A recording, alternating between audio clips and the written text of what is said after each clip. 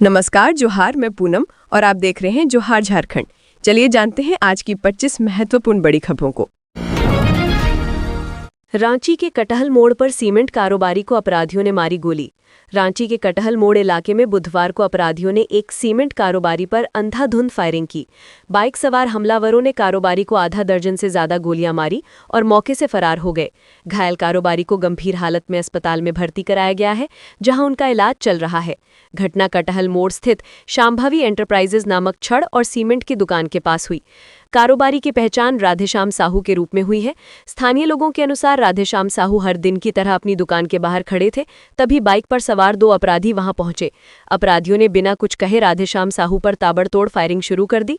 बताया जा रहा है कि आपसी विवाद को लेकर गोलीबारी की घटना हुई है। स्थानीय लोगों की मदद से सूचना मिलते ही पुलिस घटनास्थल पर पहुंची और घायल कारोबारी को तत्काल अस्पताल पहुंचाया। पुलिस ने मामला दर्ज कर लिया है और अपराधियों की तलाश में जुट गई है। घाटशिला उपचुनाव में झामुमो ने सोमेश सोरेन पर जताया भरोसा। केंद्रीय समिति की बैठक में हुआ फैसला। झारखंड मुक्ति मोर्चा झामुमो ने घाटशिला विधानसभा उपचुनाव के लिए अपने प्रत्याशी के नाम का ऐलान कर दिया है। पार्टी की केंद्रीय समिति की बैठक में सर्वसम्मति से सोमेश सोरेन को उम्मीदवार बनाए जाने का फैसला लिया गया। सोमेश सोरेन दिवंगत मंत्री और घाटशिला के पूर्व विधायक रामदास सोरेन के पुत्र हैं। रामदास सोरेन का हाल ही में निधन हुआ था, जिसके चलते यह सीट खाली हुई है। जनता के बीच उनकी पहुंच को ध्यान में रखते हुए सोमेश को प्रत्याशी बनाने का निर्णय लिया है। केंद्रीय समिति की बैठक में मुख्यमंत्री हेमंत सोरेन की मौजूदगी में यह निर्णय लिया गया। पार्टी का मानना है कि सोमेश अपने पिता की राजनीतिक विरासत को आगे बढ़ाने में सक्षम है।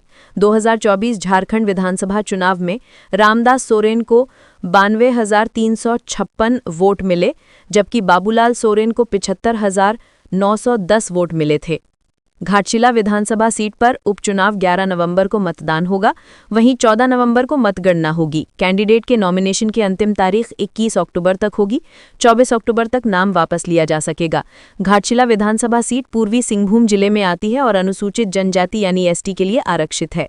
घाटशिला विधानसभा क्षेत्र में कुल 2,55,823 मतदाता हैं। झारखंड में सुबह शाम लगने लगी हल्की ठंड। दिवाली और छठ में रहेगा साफ आसमान। झारखंड की राजधानी रांची में पिछले 24 घंटे में मौसम का मिजाज पूरी तरह बदल गया है। सुबह लोगों ने तेज धूप और एकदम साफ आसमान का नजारा देखा।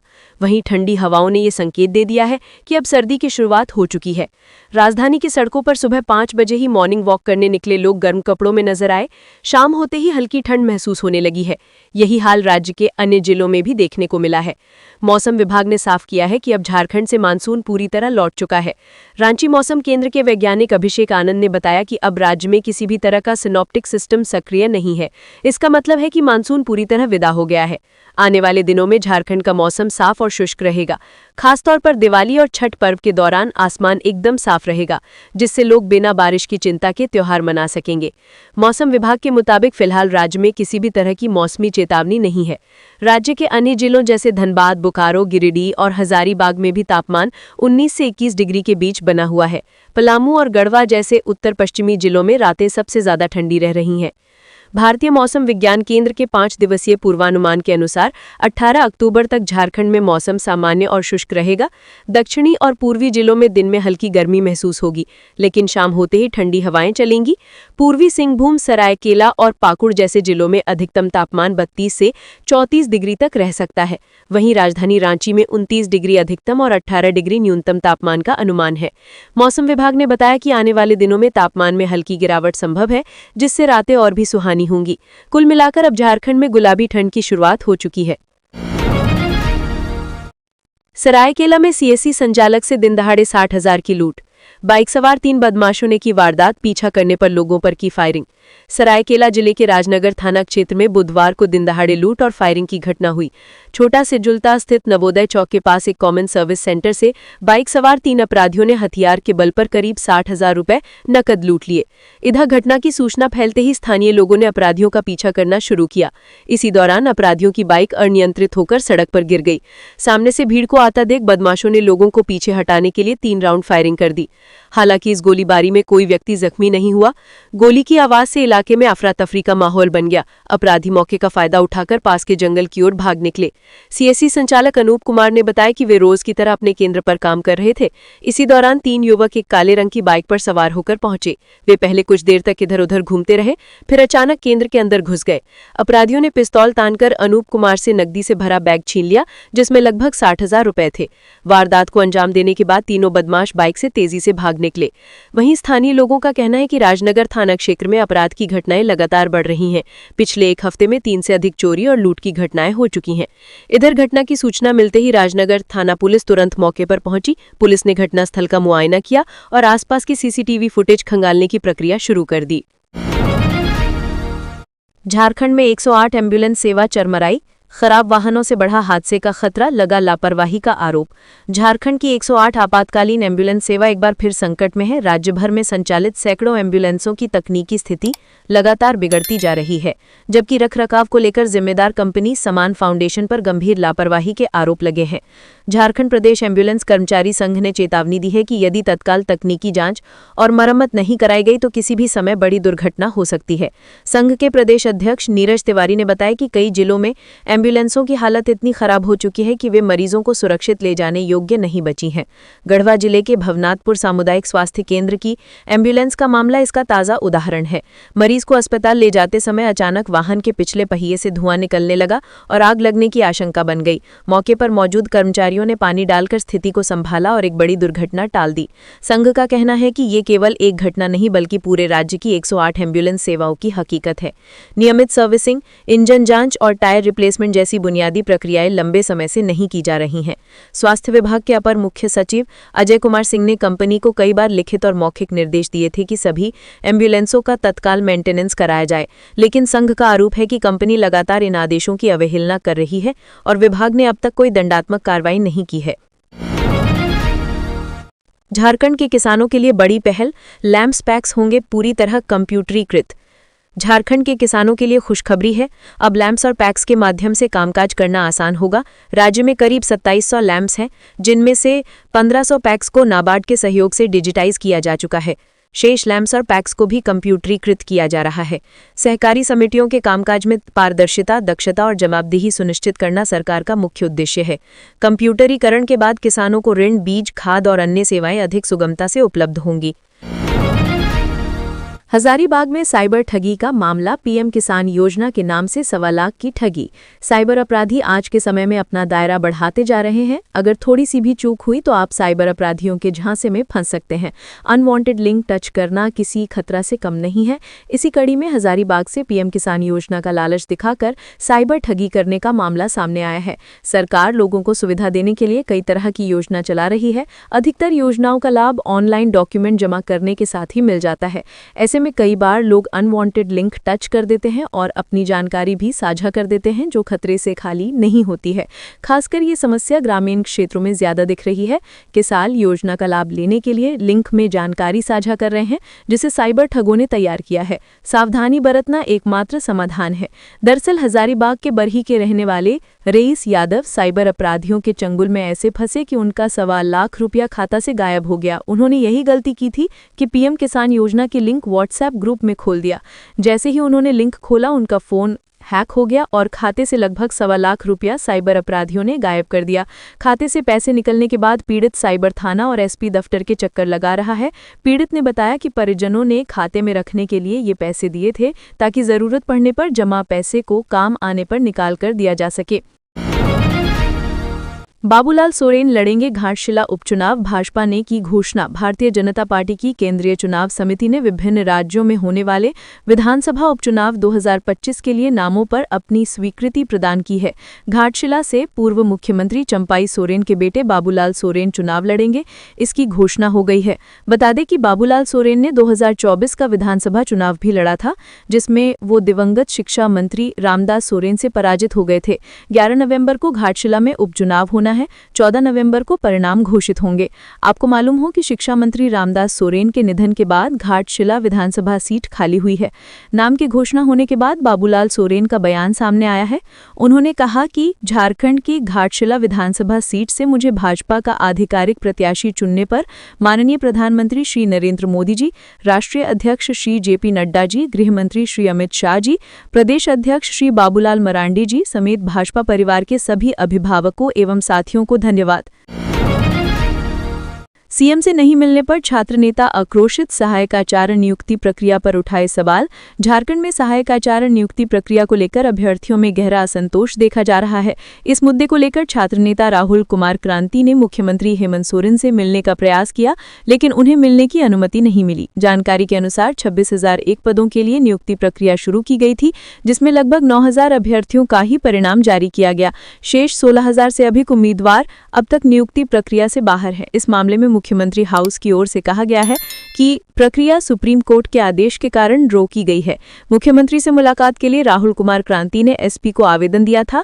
एसपी द्वारा आवेदन मुख्यमंत्री कार्यालय भेजे जाने के बाद वहां से जवाब मिला कि मुख्यमंत्री आम लोगों से नहीं मिलते हैं। इस पर आक्रोश व्यक्त करते हुए राहुल कुमार क्रांति ने कहा कि अगर मुख्यमंत्री आम जनता से नहीं मिलते तो वोट मांगने जनता के पास क्यों जाते हैं। उन्होंने मुख्यमंत्री से इस्तीफे की मांग करते हुए कहा कि झारखंड में परीक्षा और नियुक्ति प्रक्रियाओं में लगातार भ्रष्टाचार बढ़ रहा है। छात्र नेता ने आरोप लगाया कि सहायक आचार्य परीक्षा में कई अभ्यर्थियों का दस्तावेज सत्यापन डीबी पूरा हो जाने के बावजूद उन्हें नियुक्ति से बाहर कर दिया गया। राहुल कुमार क्रांति ने कहा कि हम अभ्यर्थी वर्षों की मेहनत से परीक्षा पास करते हैं, लेकिन सरकार की उदासीनता और भ्रष्टाचार के कारण नियुक्ति नहीं हो पा रही है। झारखंड सरकार शिक्षकों के भविष्य के साथ खिलवाड़ कर रही है। उन्होंने राज्य सरकार से मांग की है कि सहायक आचार्य नियुक्ति प्रक्रिया को पारदर्शी तरीके से जल्द पूरा किया जाए ताकि योग्य अभ्यर्थियों को न्याय मिल सके। पाकुड़ में फर्जी आधार कार्ड बनाने वाले गिरोह पर कसता शिकंजा, जांच के लिए 8 टीम का गठन। पाकुड़ जिले के सदर प्रखंड के ग्रामीण इलाकों में फर्जी दस्तावेजों के आधार पर फर्जी आधार कार्ड बनाने वाले गिरोह पर शिकंजा कसने की प्रशासनिक कवायद तेज हो गई है। डीसी मनीष कुमार के निर्देश पर अनुमंडल पदाधिकारी साइमन मरांडी ने जिले के सभी 6 प्रखंडों में फर्जी आधार बनाने वाले गिरोह पर शिकंजा कसने और उन्हें कानून के दायरे में लाने के लिए 8 टीमों का गठन किया है। गठित टीमों में संबंधित थानों के थानेदार के अलावा सीओ, बीडीओ और यूआईडी के डीपीओ को भी शामिल किया गया है। गठित टीम में शामिल सिविल एवं पुलिस पदाधिकारियों को जांच के दौरान फर्जी आधार कार्ड बनाए जाने वाले लोगों को चिन्हित करने, उनके विरुद्ध कानूनी कार्रवाई करने का आदेश एसडीओ द्वारा दिया गया है। गौरतलब है कि सदर प्रखंड के ग्रामीण इलाकों में फर्जी दस्तावेजों के सहारे फर्जी आधार कार्ड बनाने का मामला उस समय सुर्खियों में आया जब शिकायतकर्ता तनवीर आलम की लिखित शिकायत पर डीसी मनीष कुमार ने मामले की जांच और कार्रवाई के लिए प्राप्त शिकायत को एसपी, एसटीओ एवं यूआईडी सेल को अग्रसरित किया था। एसडीओ ने डीसी द्वारा अग्रसरित शिकायत पत्र में लगाए गए आरोपों की जांच 2 दिनों के अंदर करने का निर्देश सदर बीडीओ समीर अल्फ्रेड मुर्मू को दिया था। बीडीओ ने सदर प्रखंड के सभी पंचायतों के पंचायत सचिवों को 24 घंटे के अंदर जांच कर रिपोर्ट प्रस्तुत करने का निर्देश दिया था, लेकिन पंचायत सचिवों ने मामले को गंभीरता से ना तो लिया और ना ही जांच रिपोर्ट बीडीओ को सौंपी। मामले को गंभीरता से लेते हुए डीसी मनीष कुमार ने एसटीओ को जांच टीम गठित कर पाकुड़ सदर प्रखंड ही नहीं बल्कि जिले के सभी प्रखंडों में फर्जी आधार मामले की जांच कराने का निर्देश दिया और डीसी के इसी निर्देश के आलोक में एसडीओ ने 8 टीमों का गठन किया, जिसमें संबंधित प्रखंडों के बीडीओ, सीओ, थाना प्रभारी शामिल किए गए। कुर्मी की एसटी मांग के विरोध में 17 को आदिवासी हुंकार रैली। कुर्मी समाज की एसटी मांग के विरोध में झारखंड के आदिवासी संगठनों ने 17 अक्टूबर को धुरवा के प्रभात तारा मैदान में आदिवासी हुंकार रैली का आयोजन किया है। इस रैली में राज्य भर से हजारों की संख्या में सरना धर्मावलंबी और आदिवासी समाज के लोग शामिल होंगे। बुधवार को हरमू स्थित देशावली सरना स्थल में राजी पढ़ा सरना प्रार्थना सभा भारत के राष्ट्रीय प्रवक्ता संजय पाहन ने इस बात की जानकारी दी। उन्होंने बताया कि ये रैली आदिवासी समाज के अस्तित्व रक्षा की लड़ाई का प्रतीक बनेगी। संजय पाहन ने कहा कि आदिवासी ही इस धरती के मूल निवासी हैं और अंग्रेजों के समय से ही उन्हें आदिवासी के रूप में दर्जा प्राप्त है। कुर्मी समाज मुख्य रूप से खेतीहर है और उनमें आदिम जनजाति लक्षण नहीं पाए जाते। उन्होंने आरोप लगाया कि कुर्मी समाज केवल राजनीतिक लाभ के लिए एसटी दर्जा की मांग कर रहा है, जो कि आदिवासी समाज के हितों पर हमला है। पाहन ने कहा कि ये सिर्फ जल, जंगल, जमीन की लड़ाई नहीं बल्कि आदिवासी अस्मिता बचाने की लड़ाई बन चुकी है। संजय पाहन ने कहा कि सरना समाज की महिलाएं जिस लाल पाड़ साड़ी को पारंपरिक रूप से पहनती हैं, वह अब संघर्ष और पहचान का प्रतीक बन चुकी है। ये हर आदिवासी घर में मौजूद है और अब इस आंदोलन की एकजुटता को दर्शाएगी। प्रदेश अध्यक्ष रवि तिग्गा ने कहा कि 17 अक्टूबर की आदिवासी हुंकार रैली ऐतिहासिक होगी। इसमें झारखंड के कोने कोने से सरना धर्मावलंबी पहुंचेंगे और शांतिपूर्ण तरीके से विरोध दर्ज कराएंगे। तिग्गा ने कहा कि आदिवासी समाज एक भौगोलिक, सांस्कृतिक और ऐतिहासिक पहचान रखता है, जिसे किसी भी हाल में कमजोर नहीं होने दिया जाएगा। हमारा विरोध शांतिपूर्ण रहेगा, लेकिन आदिवासी अधिकारों पर हमले या साजिश को बर्दाश्त नहीं किया जाएगा। जेल में ही बीतेगी विनय सिंह की दिवाली, बेल पर सुनवाई 2 सप्ताह बाद। आईएएस विनय चौबे के डीसी रहते हुए हजारीबाग में वन भूमि की अवैध ढंग से खरीद बिक्री और नियम विरुद्ध म्यूटेशन कराने से जुड़े मामले में जेल में बंद ऑटोमोबाइल कारोबारी विनय सिंह की दिवाली जेल की सलाखों के पीछे ही बीतेगी। दरअसल विनय सिंह की जमानत याचिका पर सुनवाई के दौरान एसीबी ने कोर्ट में केस डायरी पेश नहीं की, जिसके बाद कोर्ट ने उनकी जमानत याचिका पर सुनवाई के लिए 29 अक्टूबर की तारीख निर्धारित की है। विनय सिंह की ओर से अधिवक्ता शंकर बैनर्जी ने बहस की। विनय सिंह जिस मामले में हजारीबाग जेल में बंद है, उस मामले में सितंबर महीने प्राथमिकी दर्ज की गई थी। एसीबी ने संबंध में कांड संख्या 11/2025 दर्ज की है। इससे पहले विनय सिंह झारखंड शराब घोटाला मामले में भी आरोपी बनाए गए थे, लेकिन ट्रायल कोर्ट ने उन्हें राहत दे दी थी। पलामू में एलकेटी छात्र मौत मामले में स्कूल प्रबंधन और ड्राइवर पर एफआईआर, बस भी जब्त। एलकेजी के छात्र विनीत यादव की मौत मामले में परिजनों ने स्कूल प्रबंधन और ड्राइवर के खिलाफ एफआईआर दर्ज कराया है। घटना मंगलवार दोपहर लगभग 2 बजे घटी थी। आरोप है कि ग्रेटर एसएलए पब्लिक स्कूल की मिनी बस के चालक ने लापरवाही बरती और बस को आगे बढ़ा दिया, जिससे एलकेजी में पढ़ने वाले छात्र की मौत हो गई। पुलिस से प्राप्त जानकारी के अनुसार स्कूल प्रबंधक ने वाहन को छिपा दिया था। चैनपुर थाना ने संबंधित बस को जब्त कर लिया है। हालांकि बस ड्राइवर की अब तक पहचान नहीं हो पाई है। स्कूल वाहन में खलासी नहीं होने के कारण ये हादसा हुआ। वहीं घटना से संबंधित सीसीटीवी फुटेज में ड्राइवर की लापरवाही भी साफ दिख रही है। थाना प्रभारी श्रीराम शर्मा ने बताया कि मामले की जांच शुरू कर दी गई है। ड्राइवर की पहचान की जा रही है, जल्द ही उसे गिरफ्तार कर लिया जाएगा। यह हादसा इलाके में गहरी शोक और आक्रोश का कारण बना हुआ है। स्थानीय लोगों ने ड्राइवर एवं स्कूल प्रबंधन पर कार्रवाई की मांग की है। सारंडा मामले में सरकार ने और एक दिन का समय मांगा। राज्य सरकार ने सारंडा मामले में कोर्ट में शपथ पत्र दायर करने के लिए और एक दिन का समय मांगा है। सेल ने भी अपनी समस्या बतानी चाहिए, लेकिन कोर्ट ने ये कह दिया कि सेल को तो प्रोटेक्ट कर दिया गया है। सुप्रीम कोर्ट के मुख्य न्यायाधीश बीआर गवई और न्यायाधीश के विनोद चंद्रन की पीठ में सारंडा मामले की सुनवाई हुई। राज्य सरकार की ओर से कपिल सिब्बल ने कोर्ट से और एक दिन का समय मांगा। बाद में उन्होंने कहा कि शुक्रवार को सुनवाई हो तो बेहतर होगा। इसके बाद सेल के वकील ने कहा कि माइनिंग मामले में उसकी कुछ समस्याएं हैं, लेकिन मुख्य न्यायाधीश बीआर गवई ने हस्तक्षेप करते हुए कहा कि सेल को तो प्रोटेक्ट कर दिया गया है। अब इस मामले की सुनवाई कल होने की संभावना है। इससे पहले सारंडा मामले पर 8 अक्टूबर को सुनवाई हुई थी। सुनवाई के दौरान राज्य सरकार और सेल की ओर से दी गई दलीलों पर विचार करने के बाद न्यायालय ने राज्य सरकार को 57,519.41 हेक्टेयर के बदले 31,468.25 को सैंक्चुरी घोषित करने की अनुमति दे दी थी। साथ ही सेल और वैध लीज आयरन ओर को सैंक्चुरी के प्रभाव क्षेत्र से बाहर रखने की अनुमति दी थी। न्यायालय ने सैंक्चुरी घोषित करने के मामले में राज्य सरकार को 1 सप्ताह के बाद इस सिलसिले में न्यायालय में शपथ पत्र दायर करने का निर्देश दिया था। सरकार की ओर से यह दलील दी गई थी कि वो एनजीटी के निर्देश के आलोक में 31,468.25 हेक्टेयर को सैंक्चुरी घोषित करना चाहती है, लेकिन सैंक्चुरी के बाहर 1 किलोमीटर के दायरे में माइनिंग प्रतिबंधित रहता है। इससे सेल और वैध लीज का माइनिंग प्रभावित होगा। इसलिए न्यायालय माइनिंग को प्रभावित किए बिना 31,478.25 हेक्टेयर इलाका चिन्हित करने का समय दे। न्यायालय ने इसके लिए 1 सप्ताह का समय देते हुए सुनवाई की अगली तिथि पर शपथ पत्र दायर करने का निर्देश दिया था।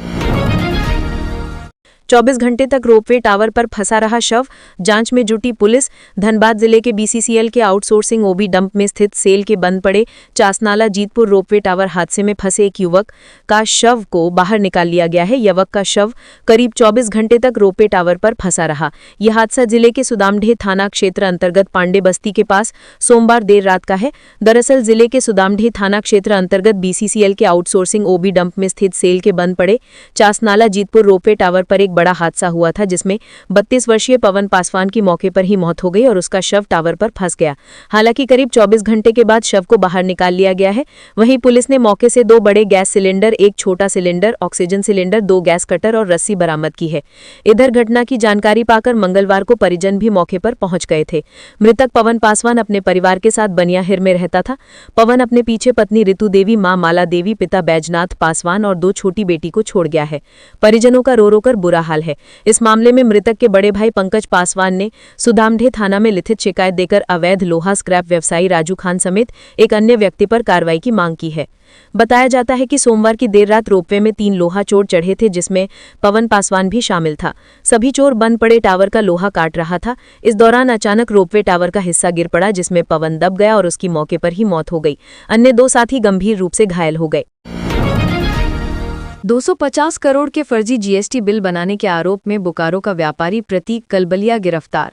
जीएसटी इंटेलिजेंस से फर्जी जीएसटी बनाकर इनपुट टैक्स क्रेडिट यानी आईटीसी का गलत लाभ लेने के आरोप में बोकारो के व्यापारी प्रतीक कलबलिया को गिरफ्तार कर लिया है। वो अपने और अपने भतीजे के नाम पर कंपनी बनाकर फर्जी जीएसटी बिल बनाता था। प्रारंभिक जांच के दौरान प्रतीक जीएसटी का फर्जी बिल बनाने वाले गिरोह का एक सदस्य बताया गया है।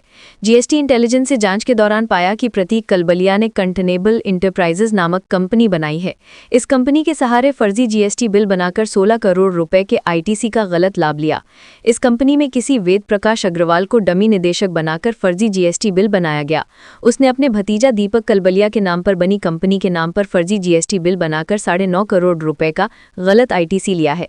जांच में पाया गया कि प्रतीक ने बासुकीनाथ स्टील, रानी सती इंटरप्राइजेज सहित अन्य कंपनियों के नाम पर फर्जी जीएसटी बिल कुल 44 करोड़ रुपए के गलत आईटीसी का लाभ लिया है।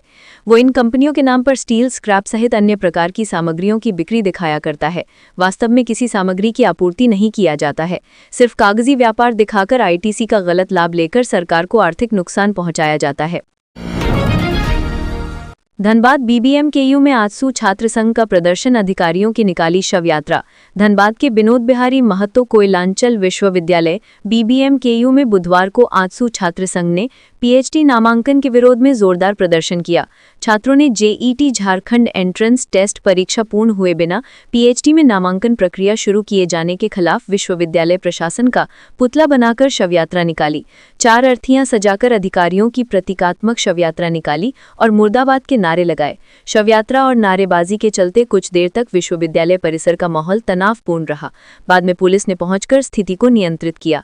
आंदोलन का नेतृत्व कर रहे आजसू छात्र नेता विशाल महतो ने आरोप लगाया कि विश्वविद्यालय प्रशासन सोची समझी साजिश के तहत झारखंड के छात्रों को पीएचडी नामांकन से वंचित कर रहा है। जब तक राज्य सरकार की जेईटी परीक्षा पूरी नहीं हो जाती, तब तक विश्वविद्यालय को पीएचडी में नामांकन प्रक्रिया रोकनी चाहिए। उन्होंने कहा कि ग्रामीण पृष्ठभूमि से आने वाले कई छात्र छात्राएं जेईटी परीक्षा में शामिल होना चाहते हैं, लेकिन परीक्षा पूर्ण हुए बिना एडमिशन की प्रक्रिया शुरू कर दी गई, जो छात्रों के भविष्य से खिलवाड़ है। उन्होंने आरोप लगाया कि विश्वविद्यालय प्रशासन सिर्फ अपने हित में काम कर रहा है। यहाँ कार्यरत दर्जनों कर्मचारियों के परिजन पीएचडी में दाखिला ले चुके हैं, जबकि गरीब और मेधावी छात्र अवसर से वंचित रह जाते हैं। उन्होंने चेतावनी दी कि जब तक जेईटी परीक्षा पूरी नहीं हो जाती, तब तक आंसू छात्र संघ बीबीएमकेयू में पीएचडी एडमिशन नहीं होने देगा। आवश्यकता पड़ी तो आंदोलन को और तेज किया जाएगा। हजारीबाग वन भूमि घोटाले में पंचायती राज विभाग के उपनिदेशक शैलेश कुमार को एसीबी ने हिरासत में लिया। हजारीबाग वन भूमि घोटाले में एसीबी ने बुधवार शैलेश कुमार को हिरासत में लिया है। फिलहाल एसीबी की टीम उनसे पूछताछ कर रही है। पूछताछ के दौरान मिले तथ्यों के आधार पर शैलेश कुमार को गिरफ्तार किया जा सकता है। वर्तमान में शैलेश कुमार पंचायती राज विभाग में उपनिदेशक के पद पर पदस्थापित हैं।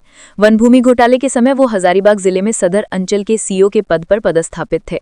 वन भूमि घोटाले में गिरफ्तार हो चुके विनय कुमार सिंह को भी रिमांड पर लेकर पूछताछ की जाएगी।